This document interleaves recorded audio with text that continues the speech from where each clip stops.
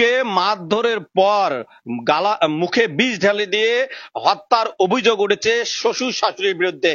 হ্যাঁ প্রিয় দর্শক, এমন ঘটনাটি আজ ঘটেছে লালমনিরহাটের হাতীবান্ধা উপজেলার সানিয়াজান ইউনিয়নের ঠ্যাংদারা এলাকায় ১ নং ওয়ার্ডে। আমরা খোঁজ খবর নিয়ে জানতে পেরেছি যে পার্শ্ববর্তী পাটগ্রাম উপজেলার বাউরা জমগ্রাম এলাকা রিয়াজুল ইসলামের কন্যা খাদিজা আক্তারের সঙ্গে বিয়ে হয় হাতীবান্ধা উপজেলার সানিয়াজান ইউনিয়নের ঠ্যাংদারা ১ নং ওয়ার্ডের আনসার আলীর ছেলে মাহিম মিয়ার প্রায় ৫ মাস পূর্বে। এই মাহিম মিয়া কিন্তু জীবন জীবিকার তাগিদে কিন্তু তিনি বাইরে থাকেন, শ্বশুর শাশুড়ির সঙ্গে থাকেন এই পুত্রবধূ খাদিজা বেগম। অভিযোগ উঠেছে গতকাল রাত্রে শ্বশুর শাশুড়ির সঙ্গে খাদিজা বেগমের ঝগড়া হয়। এ সময় তাকে অমানসিক নির্যাতন করা হয়।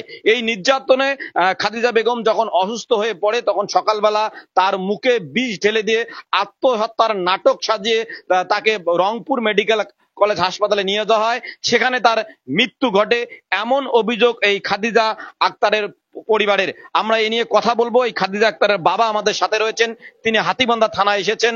লাশ রংপুর মেডিকেল কলেজ হাসপাতালে রেখে তার শাশুড়ি শাশুড়ি এবং শ্বশুর বাড়ির লোকজন কিন্তু পালিয়ে গেছেন, এমন অভিযোগ রিয়াজুল ইসলাম। আমরা এই যে অভিযোগগুলোর কথা বললাম এগুলো তার মুখে জানার চেষ্টা করব। আপনি কি শুনেছেন এবং কিভাবে আপনার মেয়ে মারা গেল একটু বলবেন? ওই এলাকায় আমাকে যখন ফোন দেয় তখন জামাই ফোন দিছে যে তোমার মেয়ে 10টা বাজে ঘুম থেকে উঠে নাই। হ্যাঁ, তা আমি বলতেছি যে কেন ঘুম থেকে উঠে নাই? কয়েছে হাত পাও ছাড়ি দিছে, হাত পাও স্যাংসাঙ্গা হয়েছে। তারপরে শুনলাম যে ওর শ্বশুর শাশুড়ি আইতে মারধর করছে।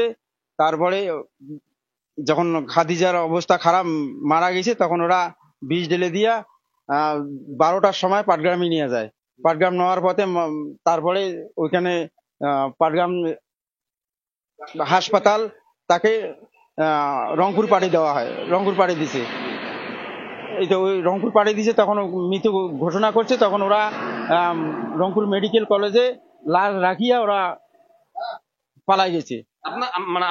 আপনি কি শুনেছেন? আপনার মেয়েকে কি তাহলে কারা কারা নির্যাতন করলো? শ্বশুর এবং শাশুড়ি, জামাই তো বাড়িতে থাকে না। এখন আপনি কি চাচ্ছেন? আমি চাই যে দ্রুত শ্বশুর শাশুড়ি যে আত্মহত্যা, আমার মেয়েটাকে মারলো, মারি দিয়ে নাটক করলো, বিষ জ্বালিয়ে দিল, তাড়াতাড়ি আমি আসামিকে। আপনার মেয়ে নাকি বিষ খাইছে? না, আমার মেয়ে বিষ খায় নাই, বিষ মুখে ঢালি দেওয়া হয়েছে। মানে এটা নির্যাতনের পর বিষ ঢালি, নির্যাতনের পর বিষ ঢালি দিছে। তাহলে কি আপনার অভিযোগ যে আপনার মেয়েকে হত্যা করা হয়েছে? আমার মেয়েকে হত্যা করা হয়েছে। এখন আপনার দাবিটা কি? এখন কি যাচ্ছেন? আমার দাবি ওই আসামিকে তাড়াতাড়ি যেন প্রশাসনের কাছে জোর দাবি জানাইতে চাচ্ছি, আসামিকে যেন তাড়াতাড়ি ধরে। প্রিয় দর্শক, আপনাদেরকে জানিয়ে রাখি, যেমনটি বলছিলাম যে তার বাবা যেমনটি বলছিলেন যে তার মেয়েকে মুখে বিষ ঢেলে দিয়ে আত্মহত্যার নাটক সাজানো হয়েছে, এমন দাবি তার। প্রিয় দর্শক, আপনাদেরকে আবারও জানিয়ে রাখি যে লালমনিরহাটের হাতীবান্ধা উপজেলার সানিয়াজান ইউনিয়নের ১ নং ওয়ার্ড ঠ্যাংদারা এলাকায় শাশুড় শাশুড়ির বিরুদ্ধে পুত্রবধূকে নির্যাতনের পর হত্যার অভিযোগ উঠেছে।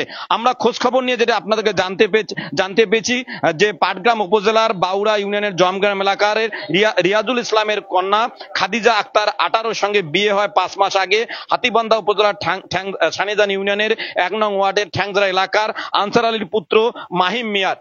এই মাহিম মিয়া কিন্তু জীবন জীবিকার তাগিদে বাড়ির বাইরে অর্থাৎ চট্টগ্রামে অবস্থান করছেন। এই খাদিজা বেগম আক্তারের বাবা রিয়াজুল ইসলাম যেমনটি আপনাদের সামনে বললেন যে রাতে তার মেয়েকে মারধর করেছেন তার শাশুড়ি শাশুড়ি।